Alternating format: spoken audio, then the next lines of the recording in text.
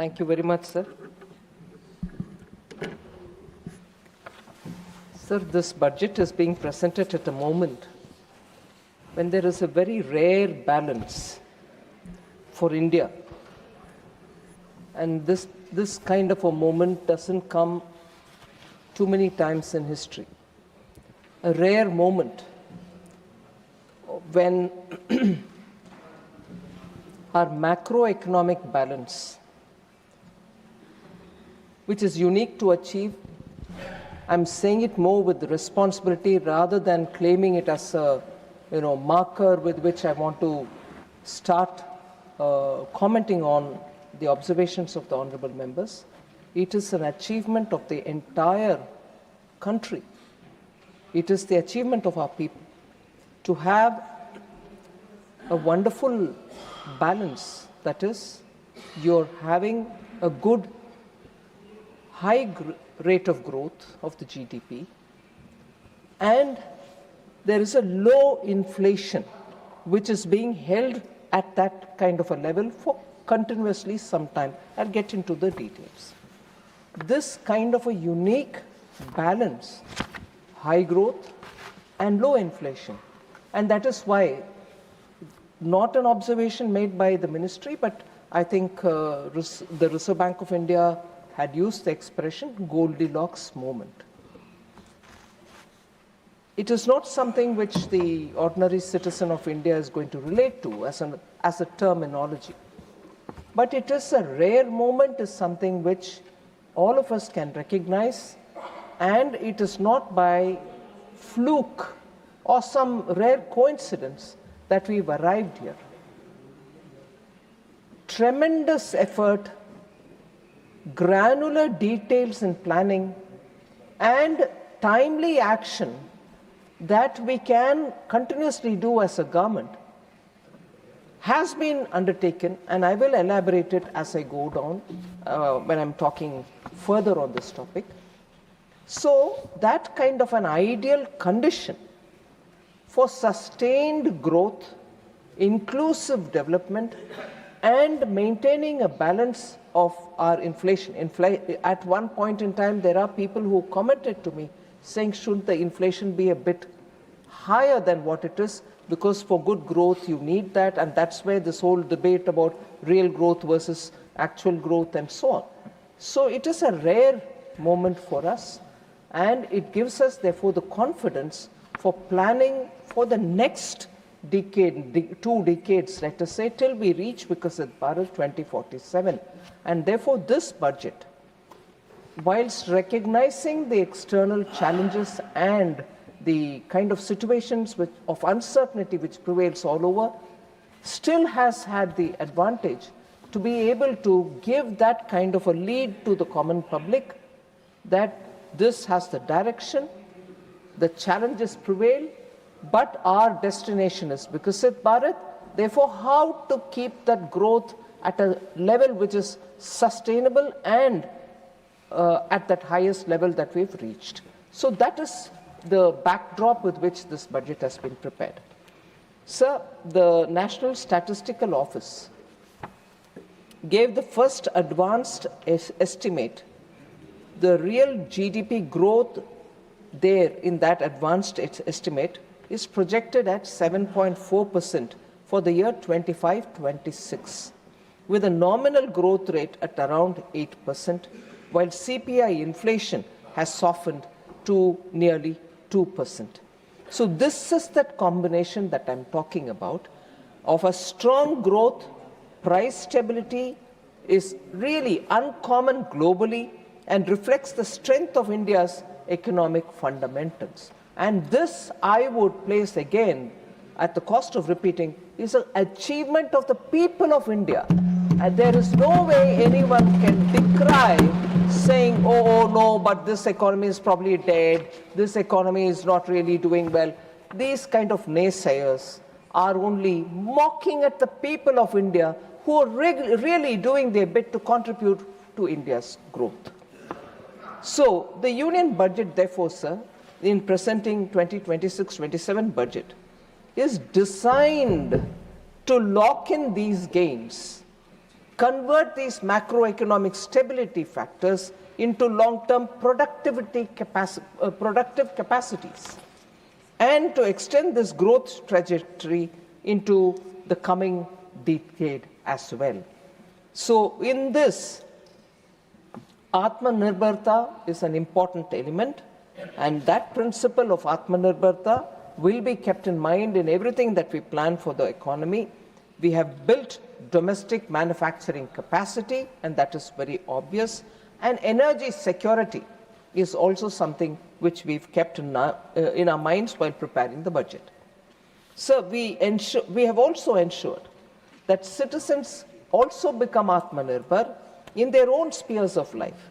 So ease of living, when we say that we have taken measures for ease of living, when we support employment generation, when we improve agricultural productivity, and when we increase the household's purchasing power, these are all conscious steps taken by us, resulting in these aspects of our life, and therefore all services will have to be now be available for all citizens so that they are able to chop their own course.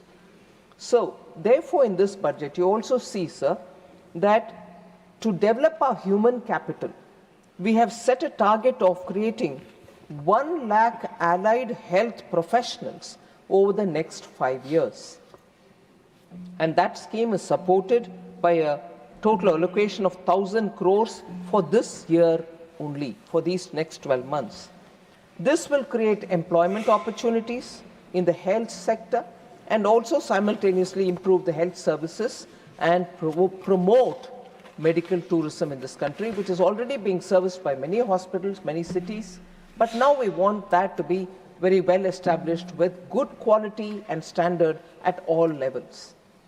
Sir, we are also establishing, and this is something which has been a part of one of the budget documents, the budget speech had an appendix, even there the details are given for all to see. We are establishing a high-powered Education to Employment and Enterprise Standing Committee that will ensure our youth are ready for services sector, where we aim to capture nearly 10% of the global market by 2047. So this standing committee, I would want to take 1 minute to elaborate on what exactly is this standing committee going to be doing.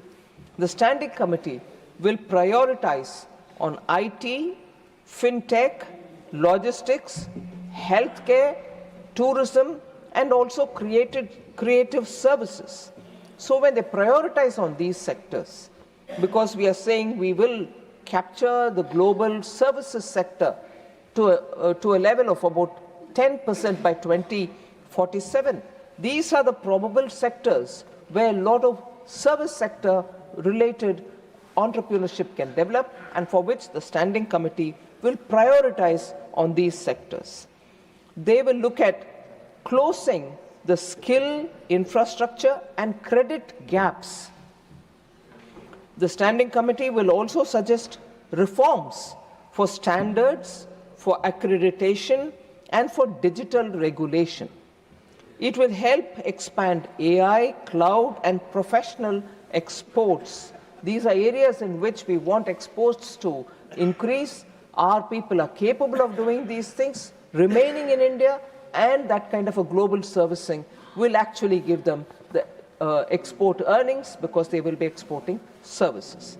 It will look at embedding AI curricula in teaching and methodologies and in teaching curricula, and teacher training as well, and reskilling our engineers. So this committee, sir, will also look at ways in which formalize informal work. So informal work to be formalized, what are the ways in which they can do via digital credentials.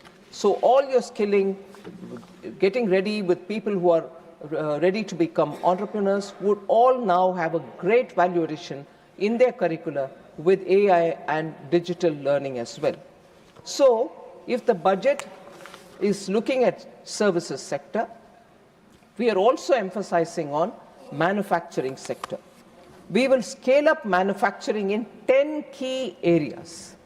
So manufacturing being given priority will be shown in the way in which these 10 sectors find a place in the budget and also have a clean plan for this year, for the next 5 years, and leading up to 2047. So what are those sectors? Biopharma. Launch of Biopharma Shakti with an outlay of 10,000 crores to make India a hub of biological medicines and biosimilars. Second, semiconductors. Launch of India's Semiconductor Mission 2.0, the second edition, to produce equipment, materials, and design Indian IP. The Electronics Components Manufacturing Scheme has an outlay, and it has been increased to 40,000 crores.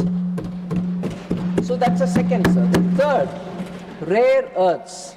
Establishment of rare earth corridors in mineral-rich states like Odisha, Kerala, Andhra Pradesh, and Tamil Nadu for mining, processing, and manufacturing critical minerals. That's the third, sir. The fourth, a new scheme to set up 3 dedicated chemical parks to enhance domestic production and reduce imports. Fifth, capital goods. Setting up of high-tech tool room in CPSEs and a new scheme for enhancement of construction and infrastructure equipment to manufacture high-value equipments like tunnel borers, and I expanded during my speech that it need not just be on heavy machines which are used for laying roads or laying the metro, but also for today's urbanization, multi-storied apartments. Many of the operations are today becoming mechanized, street maintenance. For all of them, you need machines which have to be heavy-duty machines which have to be produced and made in India. But in the meanwhile, we've also allowed a certain level of imports for some of the components and machinery and for them to set their manufacturing here. Sixth, sir, container manufacturing. A dedicated scheme with an allocation of 10,000 crore to create a globally competitive container manufacturing ecosystem within India.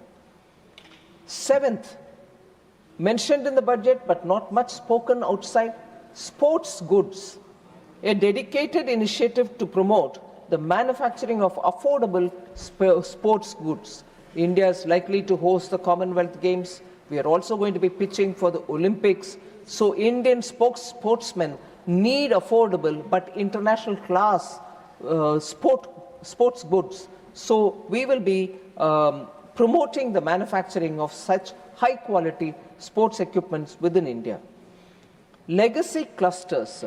So when we are talking about manufacturing in India and there are units which are being established, large production of frontier technology matters are also being considered, but does it mean that we'll forget the existing clusters where MSME had flourished over the decades?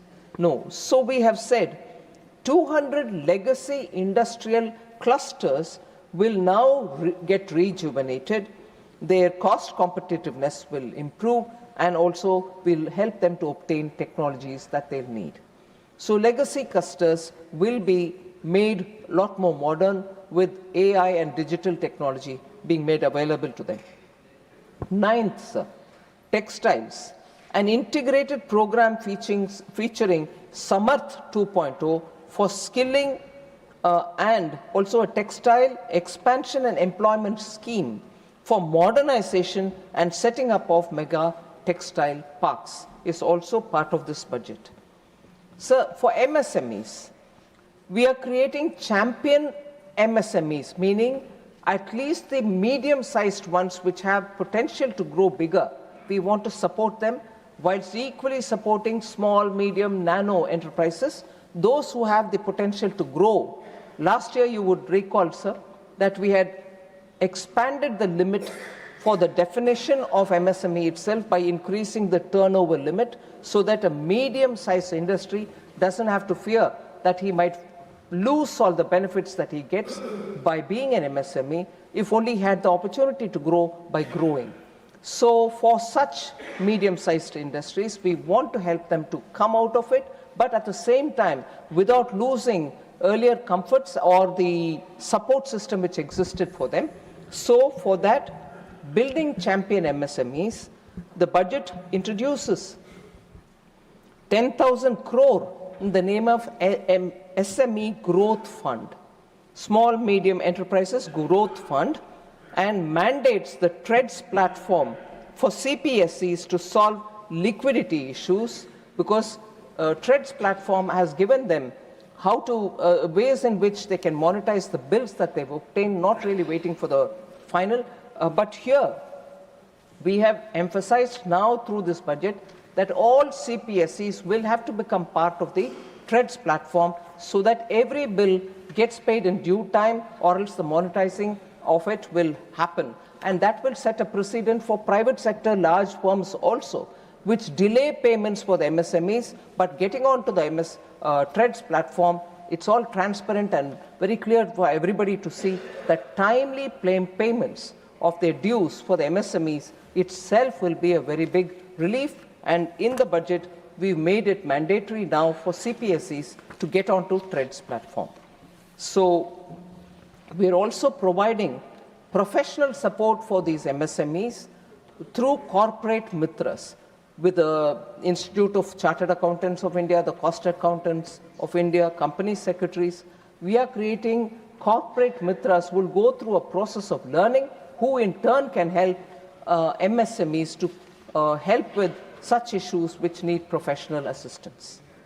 So additionally, of course, customs duty exemptions have been provided for critical minerals like lithium and cobalt, and capital goods for manufacturing of lithium ion cells, nuclear energy, aeroplanes, and so on. We'll also be developing an integrated East Coast industrial corridor so that the eastern region will benefit by getting greater connectivity with the rest of the country. And a node will be set up, we said, in Durgapur. So these steps actually mentioned in the budget is a proof that our resolve to build a resilient and self-reliant India, not just by talking, but by putting money and planning for the next several years. So in this, I wish to emphasize that this is the Council of States. I urge all parties and honorable members to encourage their respective state governments to participate actively in these schemes which are announced, many of which will operate in a challenge mode.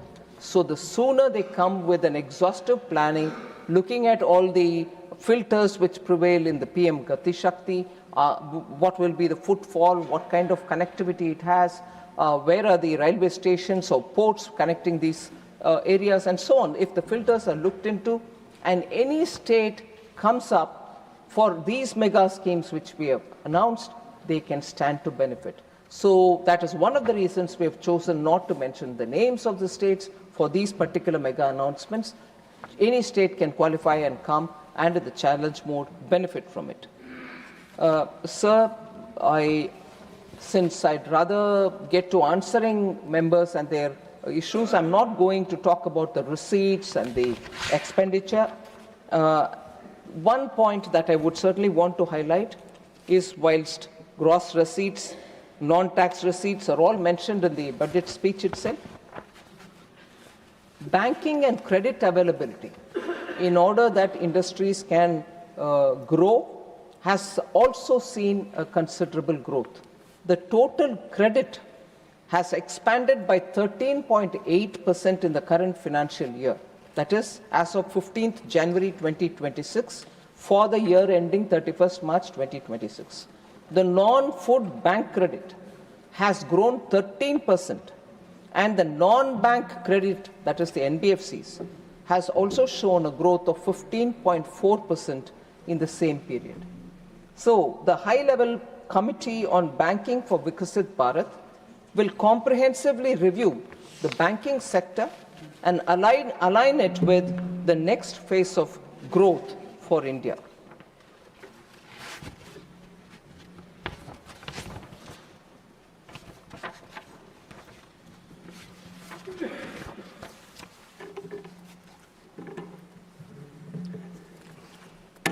So, sir, therefore, without getting into the details, once again, since they are all seen in the budget speech itself and the budget documents are available, I would seek your indulgence and start responding to the points which members have raised. Sir,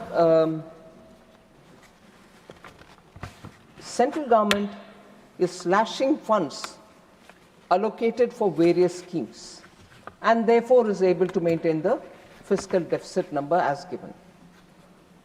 So several prominent speakers who spoke about slashing of funds at the revised its estimate stage. So leading them to conclude that public finance is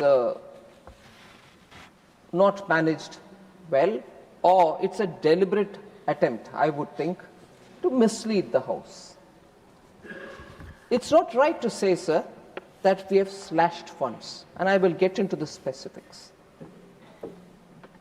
Before I get into the specifics, I'll also give a bit of a background. In the past, sir, success was measured by how much money was pushed out of the treasury, regardless of whether it was actually being spent or not. Money is allocated, money is given, it's gone there, it's lying there, whatever be the outcome. Thousands of crores kept lying idle in the bank accounts of implementing agencies. At the state government or while the central government, sometimes you borrowed money, you gave it, and we are paying interest on it. So it also created a huge float in the banking system. So clearly, a glaring need for reforms in that aspect was before all of us. So through the public finance management system, the single nodal agency, SNA Sparsh as we call it, we have now absolute visibility of where the money goes, where it remains, where it gets spent, where it doesn't get spent, and where it is lying idle. We have a clear visibility. And equally, this system has given us the advantage that just in time we can release for the state which wants the money for that particular purpose, and that will be based on the state's own share which is getting spent. So the state put their own share and spend the earlier installments given by the center, after which the funds under the scheme are released further to them. So strictly the money goes when it is required and gets utilized, and on getting utilized the second tranche goes, and so on. So, sir, we do not blindly release more just because we need to book expenditure. We do not do that. We ensure that the money is released only when the ground level work demands it. And on that, the state and the center can have a conversation, and if it requires, we will release. So I would like to categorically state that there is no denial or stopping of fund to any state or any scheme. So, through the SNA Sparsh, therefore, we have created a system which is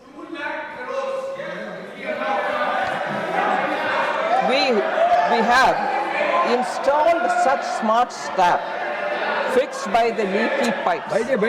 Fix the please, let her complete her speech. This isn't slashing expenditure. Please, it's precision and accountable governance. It's an assurance to the taxpayer that every rupee is accounted for. It's an assurance to the taxpayer, I repeat, that every rupee is accounted for. Sir, and therefore, I'm not just talking you here. Please take your seat. Every time you cannot disturb the house like this, please take your seat. I have introduced a new Nothing will go on record except the Finance Minister's speech.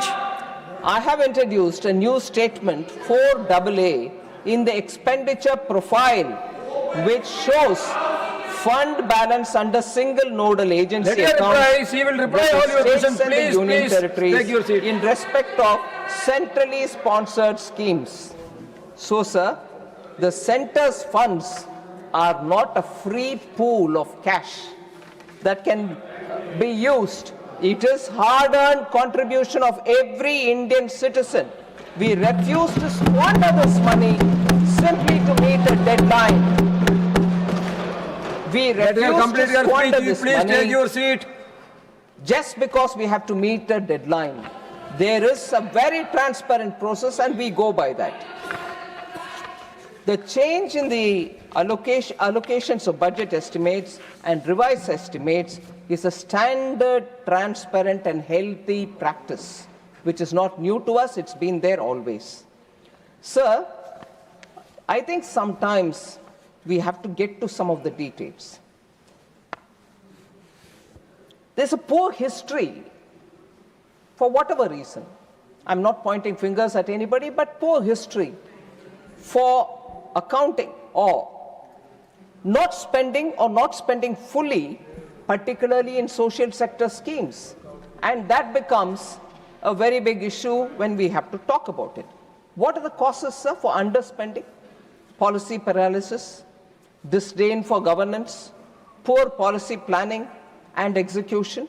So large unspent funds remain there, particularly in the social sectors, schemes, and I will now compare our 10 years with the earlier 10 years also.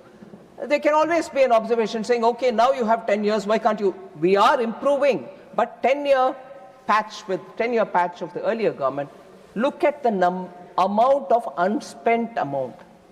Sir, 14 major social and rural sector ministries. I've taken them, 14 major social and rural sector ministries, compared 2004 to 14 with 2014 to 24. Because the concern comes about unspent money, you are remaining without spending, you're crunching that, and therefore you're having fiscal discipline, fiscal deficit number achieved. No, I want to tell you that between 2004 and 14, in these 14 major social and rural sectors, 94,060 crore of budget expenditure was left unspent during the UPA era. 94,060 crores. Now, between 2014 and 2024, that has drastically come down to 1%, meaning 37,064 crores is all that is left unspent in these 10 years. So when 94,060 crores of budget was left unspent, it made up for 6.4% cumulative budget estimate, whereas here it is just 1%. Under NDA, Prime Minister Modi's government, only 1% in these social sectors are remaining unspent. I want to place these data because it's important. Why? Just as questions are being asked about these monies are remaining unspent, you're crunching this number and therefore fiscal discipline, equally, the very same people would ask about, what's your debt? Why is it growing? Why are you borrowing so much? I find पारस्परिक विरोधाभास है इसमें. खर्च नहीं करोगे और खर्च हम ज्यादा कर रहे हैं मगर खर्च नहीं किया, और इधर बोल रहे हैं नहीं खर्च करो उधर मगर बोरोइंग क्यों बढ़ रहा है? बोरोइंग बढ़ेगा जब कैपिटल एक्सपेंडिचर बढ़ना चाहिए क्योंकि एसेट क्रिएट कर रही है. So this mutual contradiction has to be resolved by people who are asking this question. Congress sheds crocodile tears about rising debt. Sir, you want us to borrow more money and release funds also to the states? I want to say this, sir. Government cannot borrow excessively. That's a principle which guides us. The Congress is obsessed about outlays. कितना outlay? इसमें कितना दिया? कितना दिया? कितना दिया? मगर हम तो मांग रहे हैं कि पैसा भी देंगे मगर आउटकम भी दिखाओ. सो कांग्रेस को खर्च के फिक्र है, हमें नतीजों का फिक्र है. Naysayers, of course, will say, oh, this budget is parsimonious. Not at all. If you are conscious of the penny or the rupee, the paisa that you're collecting from an Indian citizen and wanting outcomes, you will have to be careful about how monies go, when they go, how much goes. And that is exactly the principle with which the prudential public finance management, which Prime Minister Modi guides us, is be sure that my money is not lying idle somewhere. You should know why it is lying idle, get the outcomes there. So that is the route with which we are going, sir, so that the zamana of 15 paisa only goes out of that money which is being sent to the state. Oh, chala gaya. Modi ji ke samay par har paisa jo jana hai wo jayega. इसीलिए 2014 से more than 48 lakh crores have been spent on various or have been sent directly through DBT to various beneficiaries. And because it is DBT, we have saved an estimated 4.31 lakh crores from falling into wrongful hands. That saving is very clearly paisa not being allowed to go to hands which don't have a right to receive that money. That is possible only because we have made the entire process digital and transparent. So 48 lakh crores have gone to people who need to get it, and that's not a small achievement, sir. Technology has helped us, I should concede that.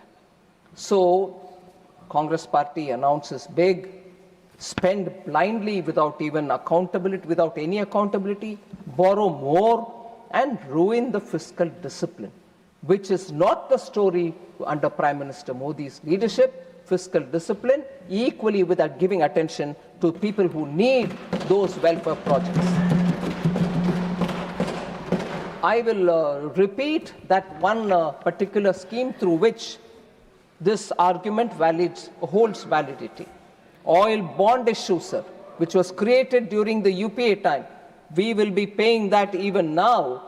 We are repaying it even now. My grievance with oil bonds, sir, is that it was never reported in their budget. कुछ और नहीं है, bond race करना है, race करो, तो क्यों budget में बोला नहीं है? उसको क्यों कारपेट के अंडर पुश करके छोड़ दिए? वो है. इसीलिए the basic principle of responsible budget making is something which we have steadily, and I'll tell you in a bit, how every year we've brought in greater transparency in our budget making process. Sir, another allegation is schemes have been announced without any budgetary allocation. Announce karte ja rahi ho, uska paisa nahi de rahi ho. So I want to say, sir, budget speeches give a policy directive also, other than announcing schemes, or it may announce schemes with allocation, and sometimes it may allocate resources a bit later. So announcing schemes without allocation itself is not saying the truth, complete truth.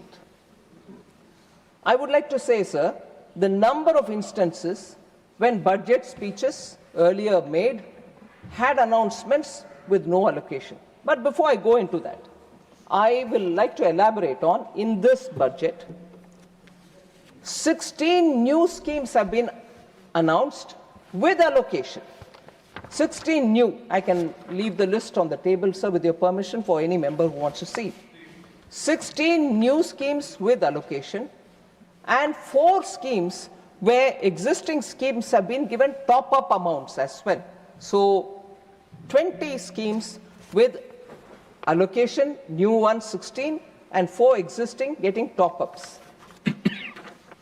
But the earlier examples of UPA, where budgetary announcements were made, no allocation were made, that wasn't criticized worthy at that time, but when we do it, it's criticized worthy.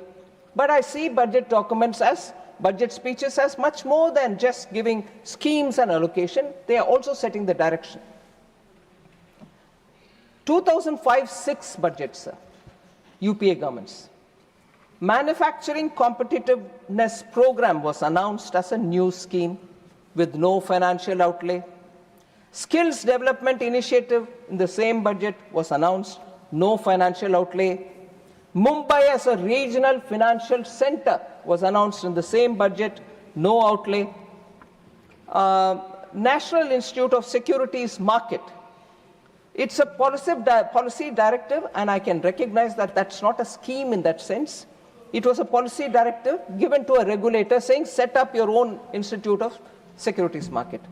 And that was only right. You couldn't have allocated anything. So, several announcements without outlay, sir. But no, it is sin when we do it. Tea industry regeneration. I want to say this now very clearly because I quote this from the 2005-06 budget. But मैं जरूर इसको बताना चाह रही हूँ क्योंकि waste Bengal में चुनाव है, असम में चुनाव है. मैं बात बोल रही हूँ 2005-06 में टी सेक्टर के लिए कुछ अनाउंसमेंट हुआ. टी इंडस्ट्री का रिजुविनेशन के लिए टू फाइंड एंड उसके लिए वो सेक्टर क्राइसिस में है. सो गवर्नमेंट वुड, मैं कोट कर रही हूं उधर, would examine ways and means of introducing a program for massive replantation, unquote. कोई budgetary allocation नहीं था उस समय. वो ठीक है, मगर इधर एक आध स्कीम का अनाउंसमेंट हुआ क्योंकि उसमें कारण है, मैं कारण भी बताऊंगी, मगर वो गलत है. ये क्रिटिसिज्म हमारे ऊपर डालने से पहले कम से कम उनके अपने बजट ही देख लें. Please have a look at the budgets which you have announced, in which many schemes went about without any allocation. 2012-13 UPA budget, sir. Credit Guarantee Fund for Education Loans. No financial outlay.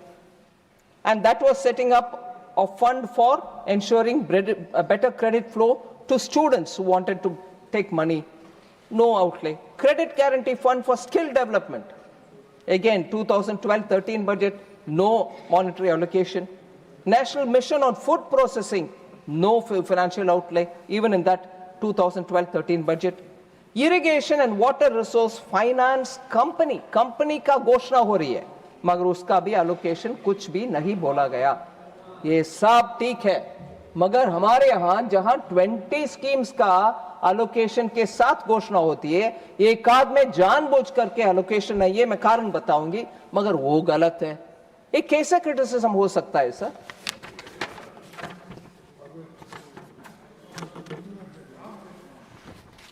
One more similarly UPA budget 2011-12 National Manufacturing Policy announce किए हैं. मालूम है कि policy है वो, फिर भी 2014 तक, क्योंकि ये 11-12 के बजट है, 14 तक उसमें कोई कुछ allocation नहीं है, कोई कुछ ग्राउंड लेवल में काम दिखे नहीं, मगर हो गया announcement without any allocation. वो ठीक है. So क्रिटिसिज्म करने से पहले थोड़े सोचना चाहिए कि ये क्रिटिसिज्म जैसे बोलते हैं, you point one finger that side, 3 points at you. ये तो कम से कम समझ में लेना चाहिए, आना चाहिए. सर, क्यों हम, उनके सरकार हो, हमारे सरकार हो, क्यों बजट में अनाउंसमेंट करते हैं बिना अलोकेशन? इसका भी हम महत्व समझना चाहिए. In the interest of the House and the other larger citizens who watch, I would like to state why union budget is more than just an accounting statement or allocation exercise. Very often, budget speeches set the policy roadmap for the government. Often, the government wants also to signal a shift in strategic priorities. So, announcing the scheme in the budget speech establishes that executive intent. सरकार की intent establish हो जाता है. फिर at an appropriate time, after proper vetting and clearing of by the competent authorities, the allocation will come through. In many cases, sir, the schemes get announced with some token allocation, 1 crore, 10 crore, 100 crore, depending on the scheme. Then a head of account is created in the ledger. उसके बाद ही उसका major allocation का announcement होता है. It can happen during supplementary demand for grants later in that year. Sometimes a scheme is announced, but it requires an enabling legislation. So legislation पारित होने तक हम इंतजार करते हैं, इसमें allocation नहीं देते. So I'm sorry, many of the वरिष्ठ members know all this. फिर भी क्योंकि opposition में बैठे हैं और criticism तो सरकार के खिलाफ करना है, so हम करेंगे. Every person, even remotely associated with the finance ministry, understands all this. But I was surprised to hear it. Sir, also, there was this a bit patronizing comment, if I may be allowed to say it. The budget is forgetful of the past. Budget is never forgetful of the past, at least because those which we don't need to copy, I will never be forgetful of the past.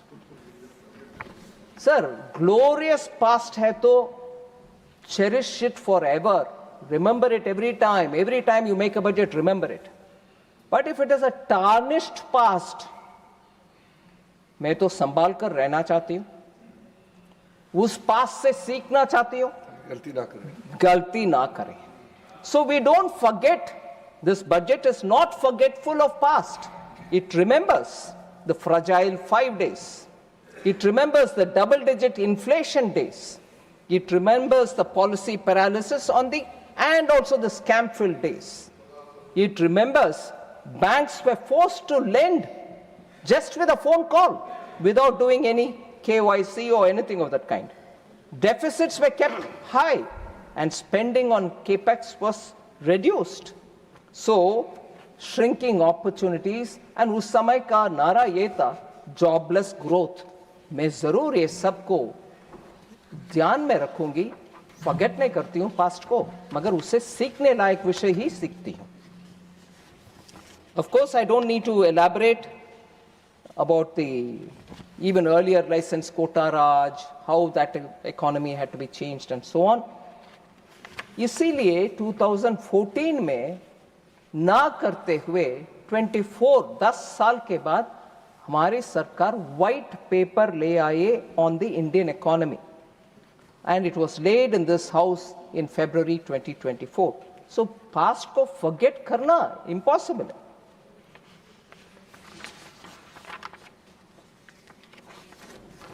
So now I want to just say, I'm not sure how to take this.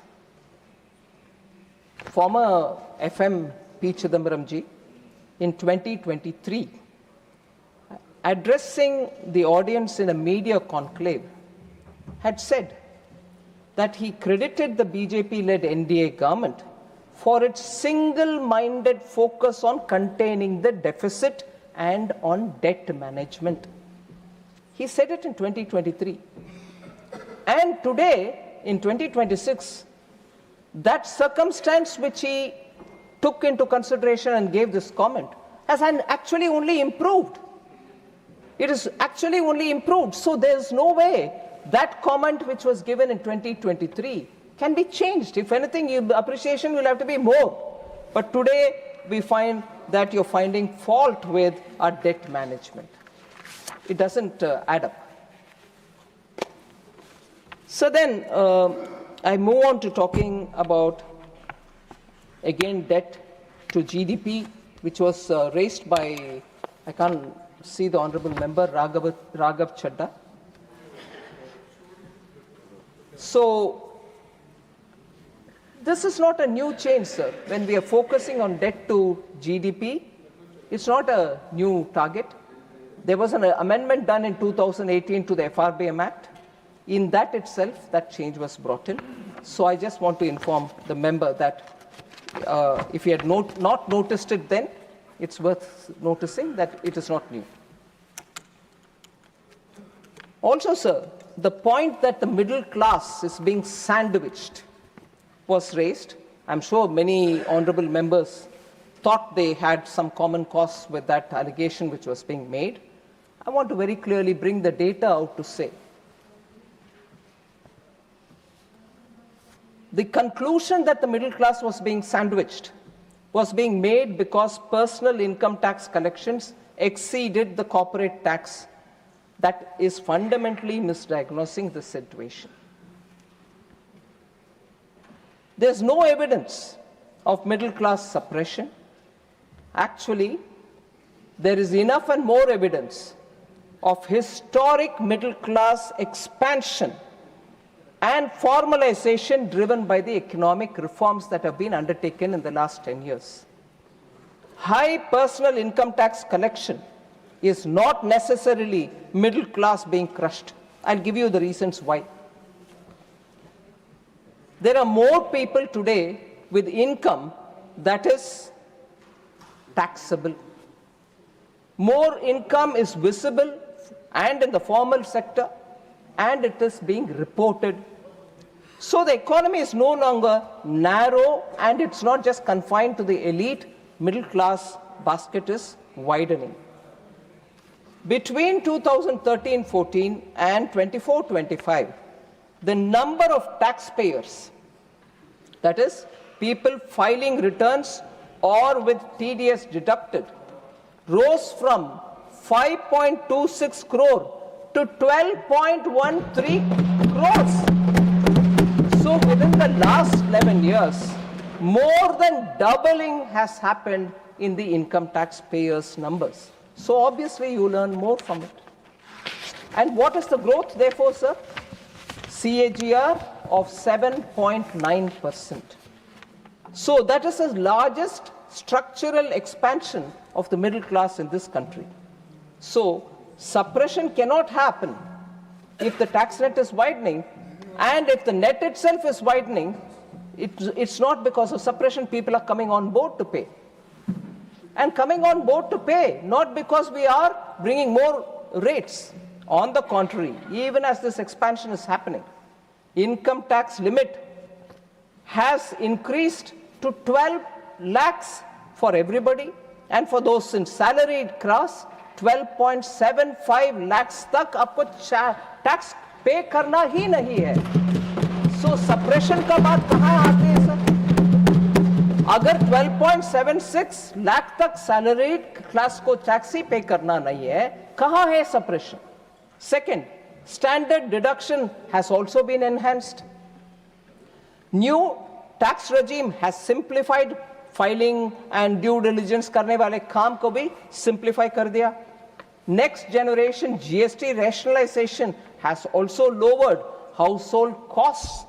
उनके monthly खर्च कम हो रही है क्योंकि GST में हर item का rate कम हो गया है. Inflation also is at a historical low.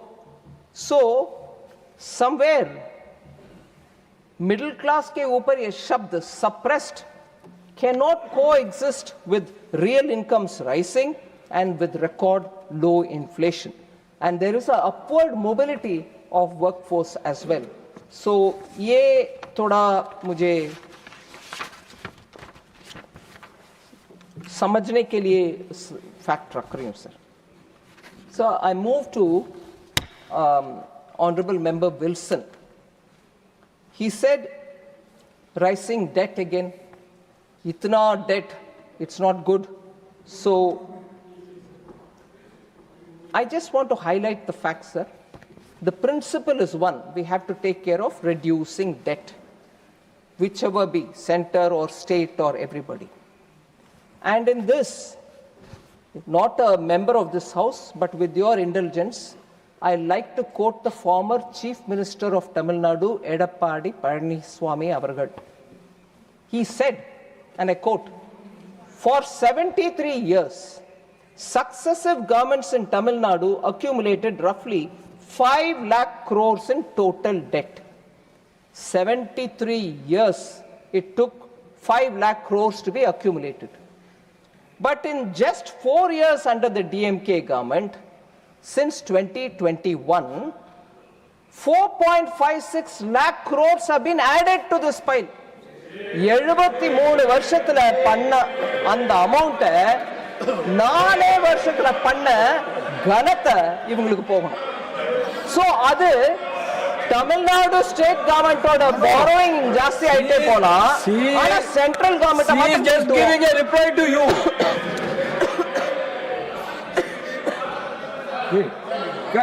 You by the let be our. Sir, we are listening to her very quietly. She is also talking whatever she wants to tell us. She is giving advice. We'll take her. But the Tamil Nadu government has committed nearly 4 lakhs crore debt. Earlier it was like that. Are you speaking on Tamil Nadu budget or Indian government budget? This is not fair because election is there. Election is there and AIDDMK No, only 1 minute. leaders quote she is doing it. Only 1 Outside minute. speech who is nothing to do with this house. This is unfair and I condemn She is such things. giving her answer to a question raised by a member of this house. Please.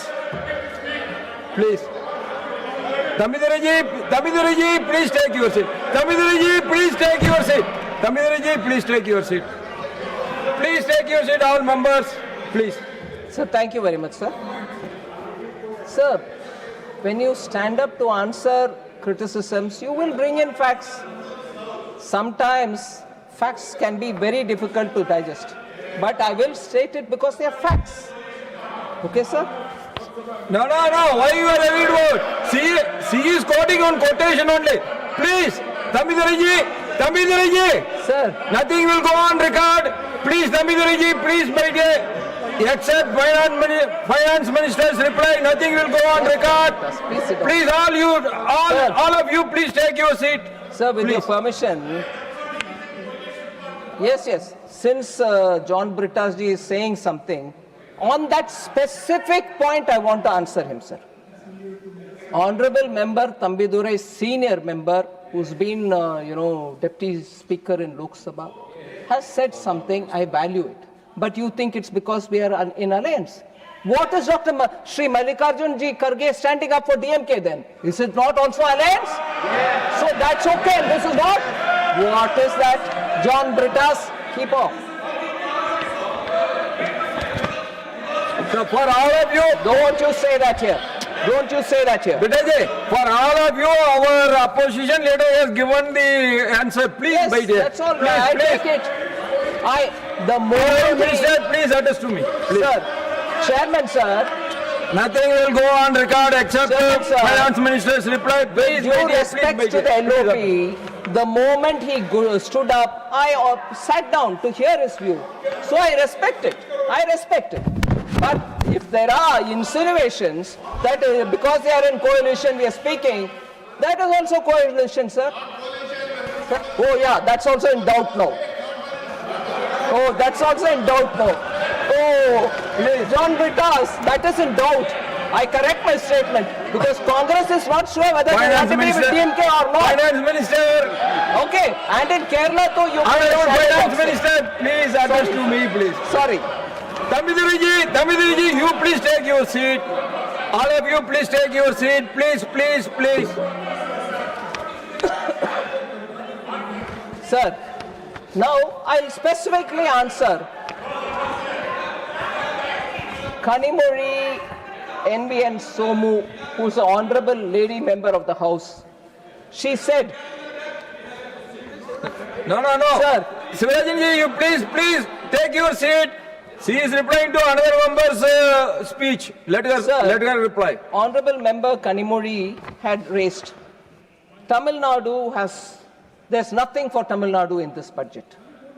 Sir, I just want to mention what is in this budget and maybe answer her question. So, what did Tamil Nadu get? High-speed rail. Chennai is a major node with 2 high-speed corridors. Hyderabad to Chennai, Chennai to Bengaluru. Second, sir, rare earth corridor. Tamil Nadu is explicitly named for a dedicated rare earth corridor. And if I may add, the only state to have 2 corridors, defense corridor, rare earth corridor as well. Third, Adichanallur Heritage Development is selected among 15 sites for experiential heritage development with conservation labs and curated public access. Fourth, ecotourism trails. Budget has announced bird watching trail in Pulikat Lake and mountain trails in Podigai Malai, both of which in Tamil Nadu. 5, coconut promotion scheme which will replace old and non-productive trees with high-yielding saplings in major growing states, inclusive of Tamil Nadu. 6, of course, Kerala. However, Tamil Nadu is being... Sir, No, I want to ask you one thing. You don't want the coconut grower to get benefited. You tell me that. No, please take your seat. Why you are interfering? Let every coconut farmer get the benefit of the please. First listen to Tamil Nadu. Finance Minister, please. Finance Minister, please address to me. sir. Please address to me. Fisheries, duty-free high seas fishing and tripled duty-free input limits 1% to 3% for seafood processing, boosting coastal Tamil Nadu incomes and exports. Other than that, sir, this is the 6th item. 7th, textiles, modernization and employment program under Samarth Plus, Samarth 2.0, skilling for Tirupur, Coimbatore garment clusters is not for Tamil Nadu. 8th, leather and footwear, duty-free inputs extended to shoe uppers and export window extended from 6 months to 1 year. Import something duty-free, do your work, export it not within 6 months, export it even after 6 months till 1 whole year. That will give comfort to small manufacturers. So leather, and that will directly cut costs for units, small units, which are in Ambur, Vaniambadi and Chennai. That's not Tamil Nadu, sir. Then, automobile and electrical vehicles, customs exemption on capital goods for lithium-ion cells, critical mineral processing, strengthening Chennai-Hosur EV ecosystem. And the 10th, sir, girls' hostel. 1 hostel per district. 38 hostels can be built in Tamil Nadu. That's not for Tamil Nadu, sir. And even better. And even more. And even more. Sir, when we said city economic regions, where we are giving from Government of India 5,000 crore per city economic region for 5 years, 1,000 crore per year. Tamil Nadu's urban agglomerations like Chennai, Coimbatore, Madurai can all be contenders for it. They can get it for themselves if only they come and bid for it at the earliest. Similarly, sir, B, you asked for it. No. B, Minister, please address to me. yes, sir. Sorry, Yes. sir. Regional medical hubs. India's healthcare capital, everybody claims, I also accept it. Chennai is well placed to secure one of the 5 medical hubs that we want to establish for care, education, research, and for Ayush. They can have a medical hub. Similarly, university townships, sir, Tamil Nadu can bid along CBIC, that is a Chennai-Bangalore corridor, or the East Coast corridor, which goes Chennai to Kanyakumari. Have a university township or a chemical park. 3 plug-and-play parks can be aspired for. Manali, Kadalur are all places where chemical industries are located. So are these not for Tamil Nadu, sir? Sir. Tamil Nadu MP should thank Finance Minister now. Sir, health. There are several members. I'll name some of them. Randeep Surjewala ji, Ashok Mittal ji, Rajiv Shukla ji, a lot of them mentioned. Heal in India is something which we announced several budgets ago, and we continue to build on that. Now 26-27 budget strengthens the entire health value chain.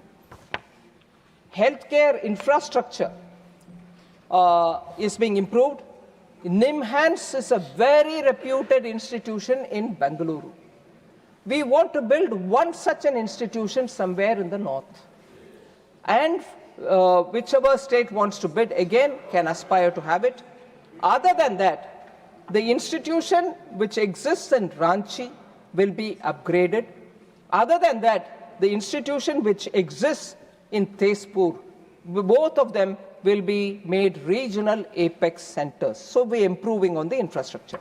Also, we are expanding by 50% the emergency and trauma care capacity in the district hospital level all over India.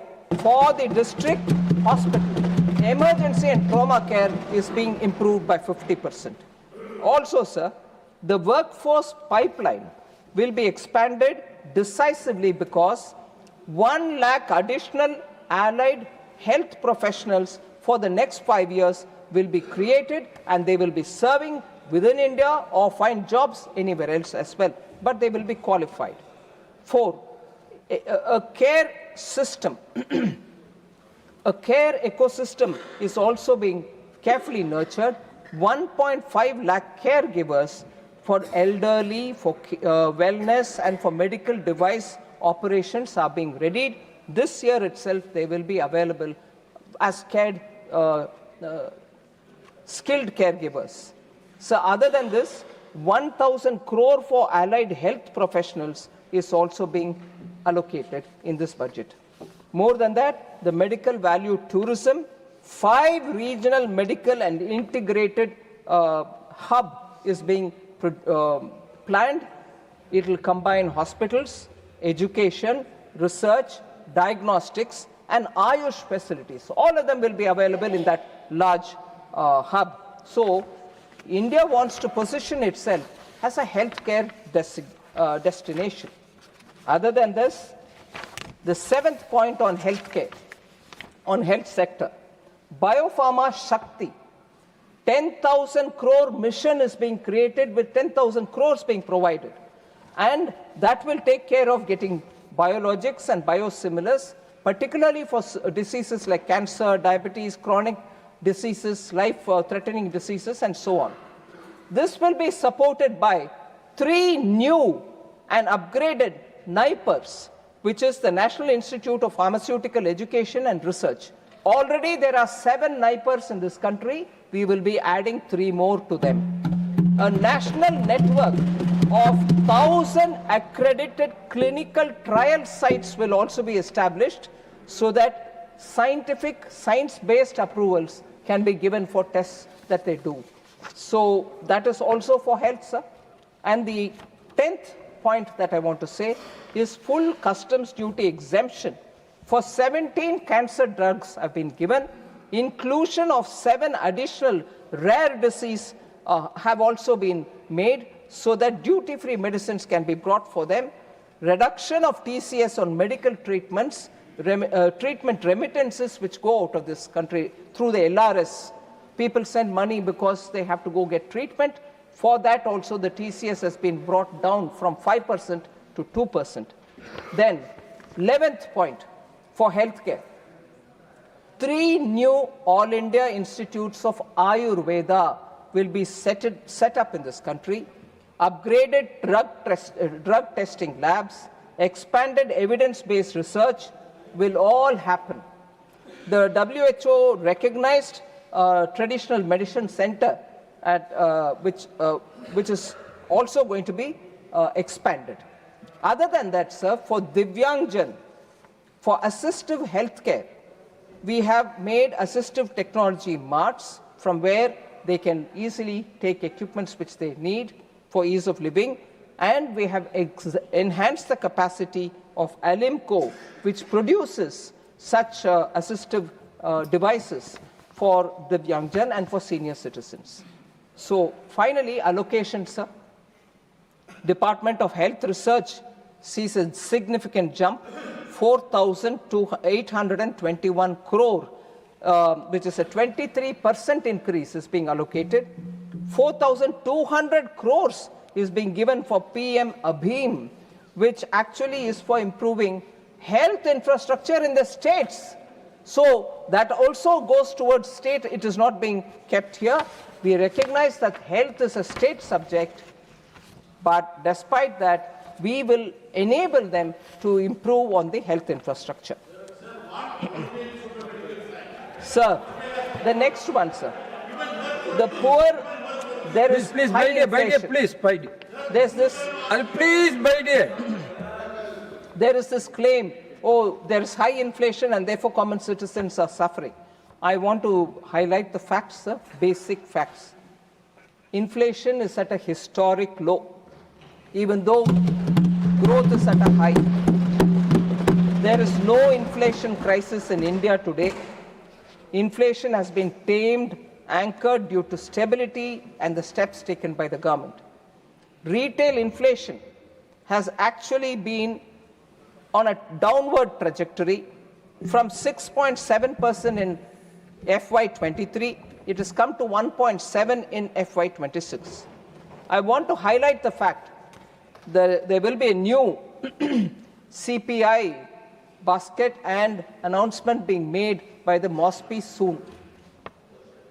That will be updated. Consumer price index will be determined on that based on a new base year. But in the current series, based on that 2012 base year, sir, which on the basis of which data has been released from January 2015, clear 10 years. In this data cycle of the CPI, the inflation has never been lower than this. 2011-12 base year, उसमें 2012 का number को 100 मानते हुए, if you go on calculating after that, 2015 से वो data भी बाहर आ रही है. 2015 से लेकर 25 तक, इससे कम कभी inflation नहीं हुआ करता था. It was never low as much as it is today. So people who are saying high inflation, it's hurting people, kindly look at the data. And just want to compare it with advanced economies, sir. UK is at 3.4%. US is about 2.7%. Many emerging markets have not seen this kind of a number. So India is actually maintaining its inflation low, not by chance. It is actually a strategy. I want to clearly tell that we have made sure not just blunt monetary tools, but we have a calibrated mix of fiscal policy, trade policy, and also supply side interventions that we've made over and over again, as a result of which today inflation is where it is. Just for example to say that there are conscious efforts taken by the government which is resulting in inflation being low. Dynamic duty management. When edible prices go up, we make sure that the basic customs duty is brought down proactively, so that, take the example of June 2025, sir, it was reduced to 10%, as a result of which immediately we could get some edible oil and make sure the market didn't suffer for want of edible oil. So when at the same time, in case the price comes down too much, that our farmers might get affected, we quickly go in and raise it so that farmers don't get affected. So dynamically managing duty on commodities which can come into the country. Second, actively maintaining a buffer stock so that as and when the prices are likely to go up, we release the stock and calm the prices down. This is actually validated by data in the last 4-5 years. We also have made sure that railways will make sure logistics is provided for edible items which have to move to different parts of the country at a lower price. Every commodity going on the road with diesel costs and truck and logistics delay might increase the price. So we have ensured that railways will be the route through which many of these goods will move to different parts of the country. So that's also part of the dynamic management. Third, sir, GST rate rationalization, all of us have spoken about it. We kept doing it in piecemeal. At one go in September 2025, I thank the GST Council. Unanimously, the rates were brought down for across the board to all common man items. And the fourth, sir, we give support to agriculture. India recorded a historic cereal production of 3,320 lakh tons in 24-25. So when our Annadata are producing and giving, we are able to also make sure that the prices come down. No, announcement come morning. No. Sir, inflation control, thereby, inflation control has been completely, because of the dynamic system with which we are working in tandem with the RBI, it has been kept below the tolerance band.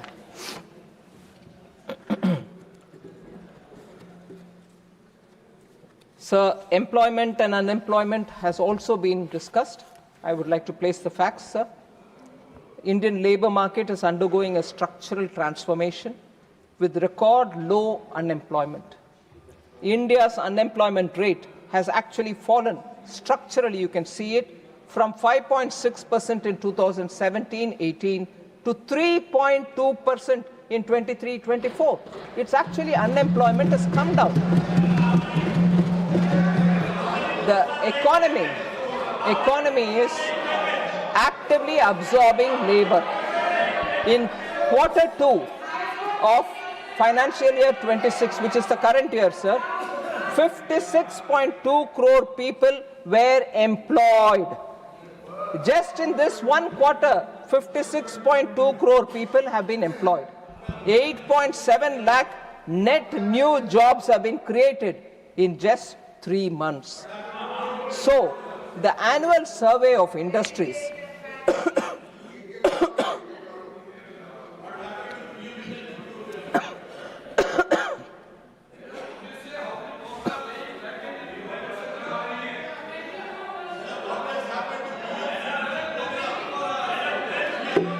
See, will come every point. Please take your seat. Please, let her take your water. Please, you take your seat.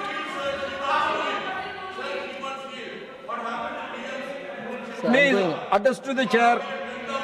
Sir, please, annual survey of industries records a 6% year-on-year increase in manufacturing sector employment, adding over 10 lakh organized sector jobs in a single year. Importantly, the job quality is also improving.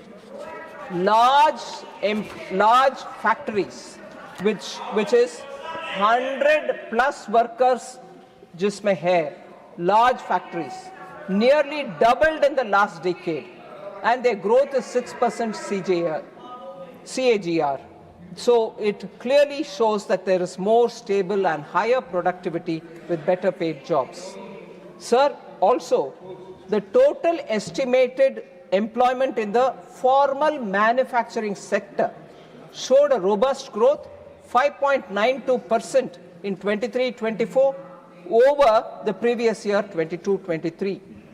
More importantly, sir, I'm sure members will be happy, the female workforce participation has also nearly doubled from 23.3% in 2017-18 to 41.7% in 23-24. 26.2% of proprietary establishments are now female-headed, with manufacturing leading this shift. So, economy where women are entering workforce and entrepreneurship at this scale, sir, cannot be an economy without jobs. Growth without jobs was the UPA era story, not now. Sir, gig economy is also expanding. I don't need to highlight that. I'm sure all the members are conscious. The gig economy expanded by 55% from 77 lakh workers in 21, the financial year 21, 120 lakh in FY25. So, e-Shram portal, over 31 crore unorganized workers have been registered January 2026. So all of them are also getting covered under Social Security. 54% of these registrants are women. So I have more to say on skilling, labor codes and they think I will hold on there, sir, because there are few more particular questions. Entertainment industry. Honorable Member Jaya Bachchanji had asked this question. I want to say there is nothing in this budget for the entertainment industry.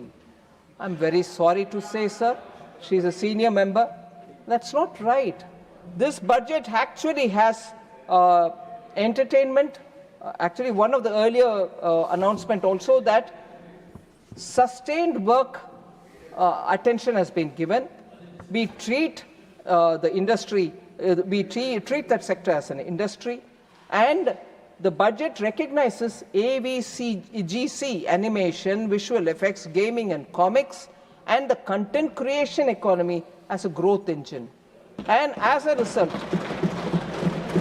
support has been announced.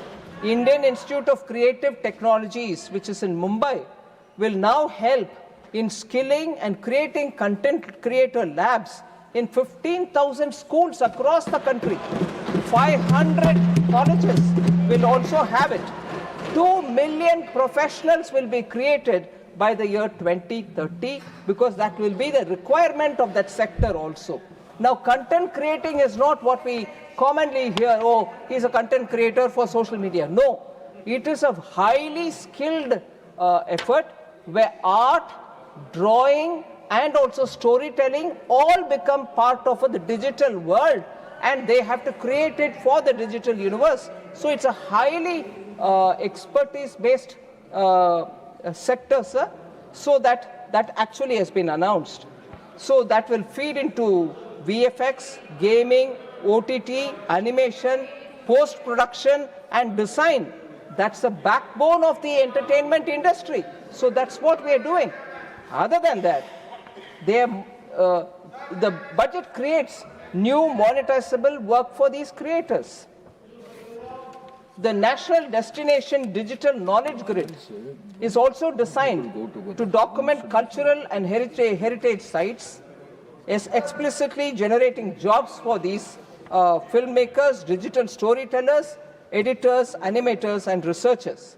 So we are not just doing any token gesture towards this area. It is actually being given the prominence and the resource allocation. A new National Institute of Design is also being announced. There is skill shortage in the production of design, costumes, sets, and visual aesthetics. We need people who need to be trained in these areas as well.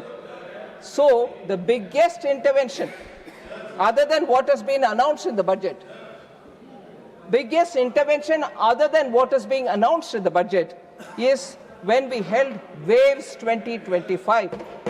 Waves was a global industry platform. Over 90 countries participated in it. 10,000 plus delegates were there. 1,000 creators were there. More than 300 companies were there which participated in it. And 350 plus startups and nearly 1 lakh footfall was seen in that event. So are these not efforts towards entertainment industry, sir? I want to inform. Okay, please address to the chair. So this orange economy concept itself, which we brought in, are all aimed at the entertainment industry. So I want the honourable member to take cognizance of these announcements.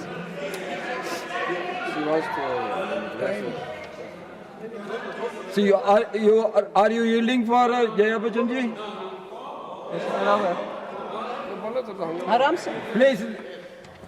Sir, अगर आप जो मैंने कहा उसको अगर ठीक से पढ़ें, आपने बहुत अच्छा जवाब दिया. You're a great storyteller, ma'am. Congratulations. For us, great entertainment.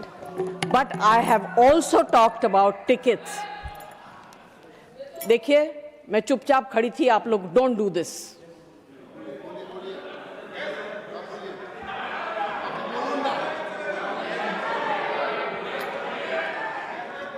Bhajanji, Sir, you get the house in order. You please address. You please address I to the chair. spoke about the entertainment tax. I spoke about tickets. What about this? I'm not talking about institutes of design. I'm talking about the industry, entertainment industry. We are some of the highest tax-paying individuals of this country. Okay, man. you please take your seat. What a No. Minister, we have to go for another business is waiting. Sir, I thought I have quoted the honourable member's observation when she said, let me finish now. You please address to me. Now that you asked something more, I have to... Honourable Minister, please address to the chair. Honourable Minister, please address to the chair because another legislative I business is there. understand, Please, sir, but I have to do justice. You Therefore, please address to the chair. Sir, I want to highlight the facts, sir. I have not finished because there was new question asked, and I will have to answer that as well. Sorry? You know what? समझ में नहीं आता है तो मत Sorry? सुनो. If you don't understand, let Finance Minister speak. Finance Minister. Please. Nothing will go on record. Nothing cross-talking will not go on record. आप बैठिए, please, आप बैठिए. Honourable members, please बैठिए. Honourable Minister, please address to the chair.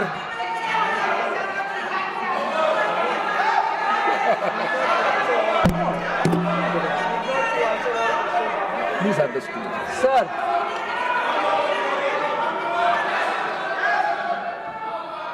Sir, there was an honourable member who had raised an issue and I was giving an answer. Maybe the honourable member is not satisfied and therefore she stood up and mentioned something more. And I will certainly attempt to answer that as well. But if this is objectionable and there are commentaries and finger pointing, doesn't behove well. No. You please take your seat. Nothing will go on record except Finance Minister's answer. No. This is not correct. So, just to stand up and point a finger and shout somebody else down is not going to help, sir. I will wait and answer that. No need. I've given the data. If you don't want to listen to that, don't gesticulate. Address to me. Address to the chair. Don't come with a running commentary here. Vocal cords are not given only to you. Vocal cords are there with everybody. Please address to the chair. Nothing will go on record now. A member has asked a question. Nothing will go on record. Please take your A seat. member Please has address asked a to the chair. question. I yielded with your permission. I am willing to answer further for the Yes. question that she's answered. Please answer Ask to me. her. Why should it irritate other members, sir? When their turn comes, they can ask your permission and ask me a question. I will answer them. And this kind of a running commentary, gesticulating from seats, I'm sorry, I'm sure you will not entertain that. So Finance Minister politely yielded. I yielded and I will answer. The honourable member, sir, I've answered. Maybe she's not satisfied, but on the specific question where she's raised, the ticket prices, entertainment industry is suffering because these prices are too much, I must humbly submit. Entertainment tax, ticketing of films are all state subjects, sir. No point in asking me.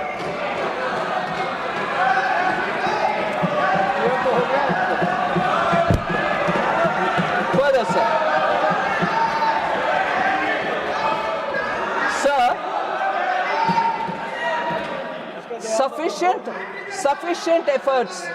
Sufficient efforts have not been taken up for senior citizens.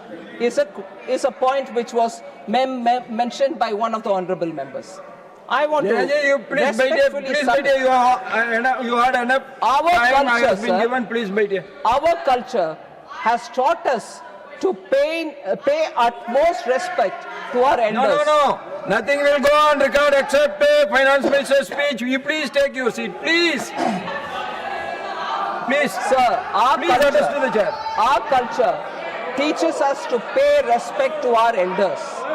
Union Budget 26-27 has made several announcements for senior citizens. I want to say that, sir.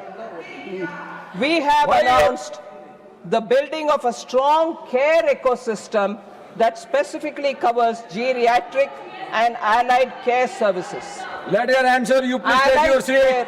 No, you please take your seat. Let her This answer. includes- Let her answer. You please take your seat. This No, includes- this I am not going to allow. You please take your A seat. target No. Devajanji, this is too much. You please take your seat.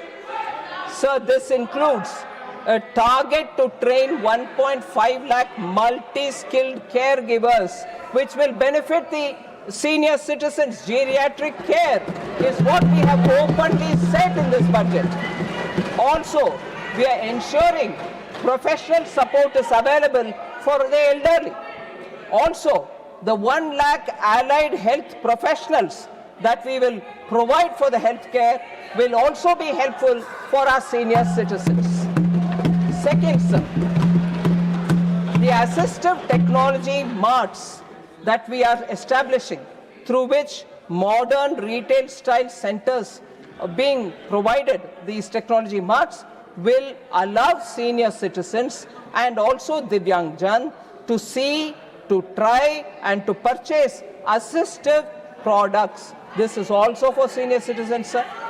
Also, custom duty has been exempted for 17 cancer drugs and 7 drugs of rare diseases. Sir, particularly for senior citizens, Nothing will go on record except Finance Minister's reply. Honorable Leader of the House. Honorable Leader of the House, please. I need your protection. The Honorable Finance Minister is answering the debate, final debate, and the way the opposition members are raising the issues. I think they should restrain themselves, and we should see to it that the debate should go in a healthy manner. She's answering, Honorable Minister is answering every... No, please, no, madam, no, please, madam, I stop. respect you. You please take please your seat. respect my words You also. please take your seat. Please respect my words also. She is answering every question, and even she has yielded thrice. Sir, I think don't. There is no need for the... Oh, John Bidas, बैठ जा यार. She cannot yield to every member, please. So, sir, I will request you that let the minister answer, and if there are any questions, she is always ready to answer. But let the debate continue, sir. Honorable Minister, please address to the chair, yes, please. sir. Sir, so senior citizens are being taken care of, and every budget announcement has something for them. In fact, the BJP manifesto, sir, the BJP manifesto very clearly promised to provide benefits to senior citizens at 70 years or over under the Ayushman Bharat. Irrespective of income levels, we have included all senior citizens 70 years and above into Prime Minister's Jan Arogya Yojana. So accordingly, free health cover is available, which is 5 lakh per year, is provided for all senior citizens age 70 and above, irrespective of their socio-economic status. And in this, is it just an announcement? 96.73 lakh Ayushman Vandana cards have been issued already. 33,000 hospital admissions have happened, worth 2,155 crores, which have been authorized under Ayushman Vandana Yojana. And this is exclusively for senior citizens. Sir, GST on important items have also been brought down, which will be of help for the senior citizen. 33 life-saving drugs, 0 GST. 5% GST on some medicines, which were higher earlier. GST on health insurance premiums have come down from 18 to 10%, 0%. GST corrective, the corrective spectacles, lenses, contact lenses, all of them have been reduced to 5%.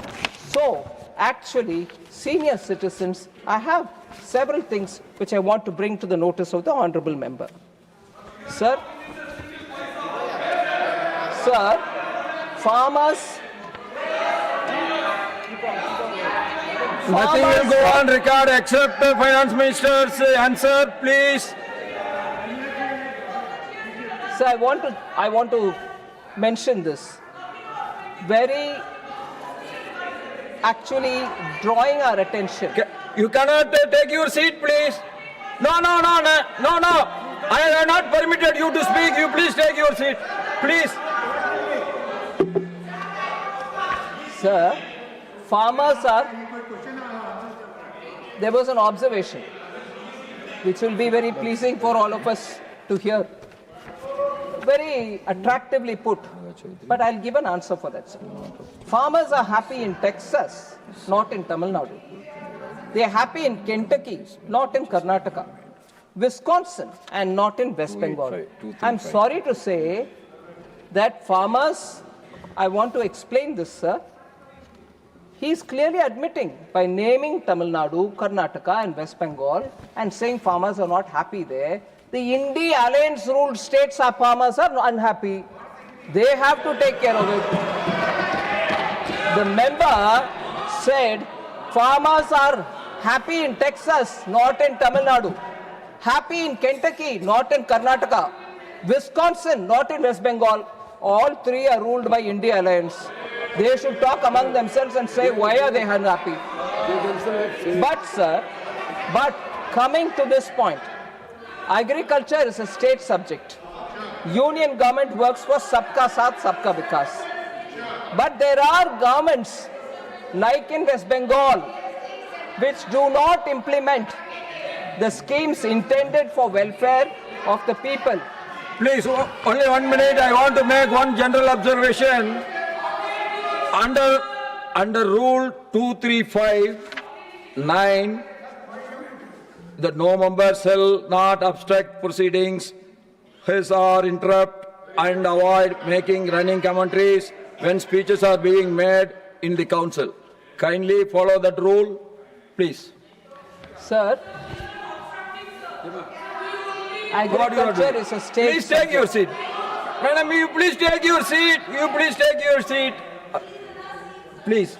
So address to the West chair. Bengal does not implement the schemes intended for welfare of the people of the state just because it is financed by the center.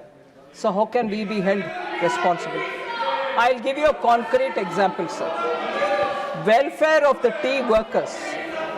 The Pradhan Mantri Shramik Protsahan Yojana. The Pradhan Mantri Shramik Protsahan Yojana was introduced in the budget of 21-22. It was for the welfare of tea workers.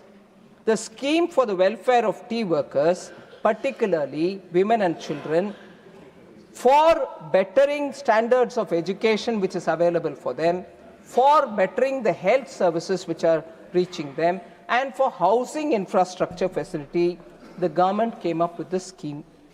Assam, sir, has already implemented the scheme and utilized 293 crores. The West Bengal government has refused to implement the scheme. Now, if they are unhappy, the farmers, is it our blame? We came up with a scheme. Utilize it for them. Farmers in the chai bagan are unhappy. Is it because of us, sir? So if you don't implement for a program meant for poor people, and then you say, we are disadvantaged, you're not helping us.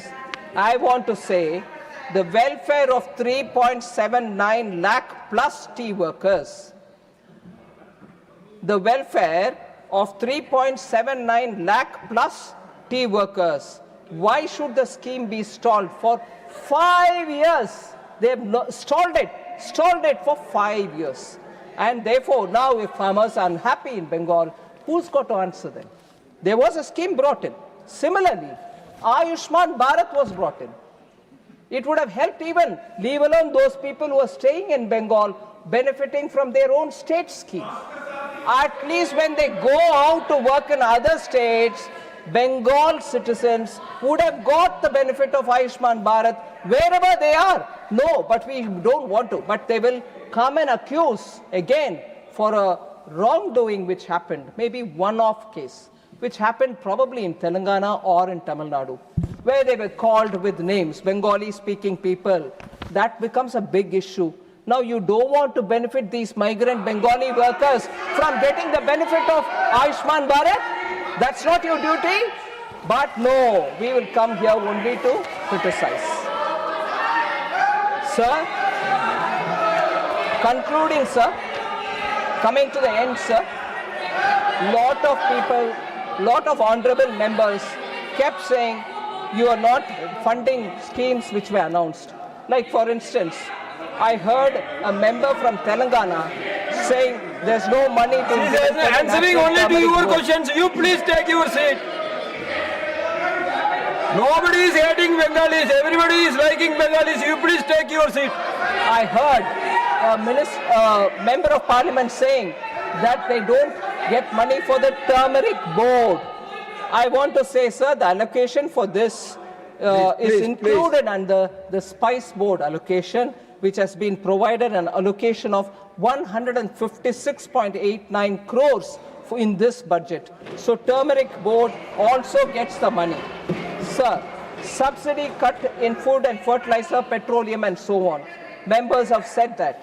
I want to say that the total outgo on major subsidies, namely food, fertilizer and petroleum for 26-27 is 4.1 lakh No, crores. Rajaji, by sitting you are making running commentary. That is not good, please. In the last year. This year, it has gone up to 4.1 lakh Please crores. don't do that. Please don't do that. Similarly, I come to the end by quoting the expenditure on education, saying it's gone up from 41,000 crores to 93,000 crores during the between the period 2014-15 to 26-27. I've spoken elaborately on the allocations for health, defense, and also social welfare, sir. So with this, thank you very much for giving me the opportunity to respond.